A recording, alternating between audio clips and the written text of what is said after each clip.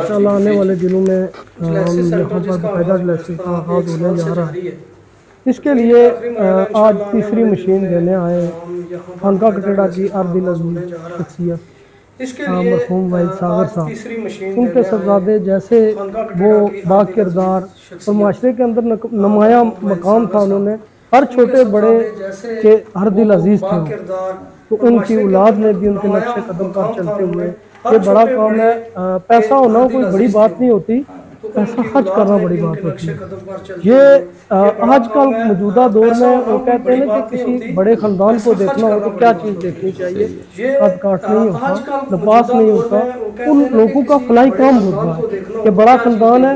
ये जो काम है लोगों की खैर ख्वाही करना, ये बड़ा ख़ानदान ही कर सकता है, हर किसी के बस की बात नहीं है। मैं पूरे ख़ानदान जुमला इन दोनों भाइयों का, अपने वहीद खुरम वहीद और अरुण रशीद वहीद, इन दोनों भाइयों का और खानका कटेड़ा से आए हुए तमाम माँ बाप जो यहाँ तशरीफ़ लाए, आपका तशरीफ़ लाना भी हमारे लिए बाइस से फ़ख्र है और हौसला अफजाई है।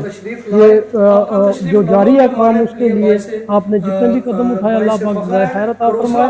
और इस जुमला ख़ानदान पर जिन्होंने एक मशीन डायलिसिस सेंटर को दी और उन्हें यकीन है कि बाकी भी अब आप इसी तरह ताउन करेंगे। इस डायलिसिस सेंटर को कामयाब करने के लिए बाकी तमाम चीज़ें अल्हम्दुलिल्लाह मुकम्मल हो चुकी हैं। इसका अब रह गया सोलर सिस्टम भी थोड़ा हैवी है, वो 30 लाख से अबाउ उसकी रकम बनती है। अब आपसे गुजारिश है, जहाँ करोड़ों रुपया जमा हो चुके हैं हमारे इस डायलिसिस सेंटर के लिए, उम्मीद है ये 30 लाख भी हमें चंद दिनों में हो जाएगा।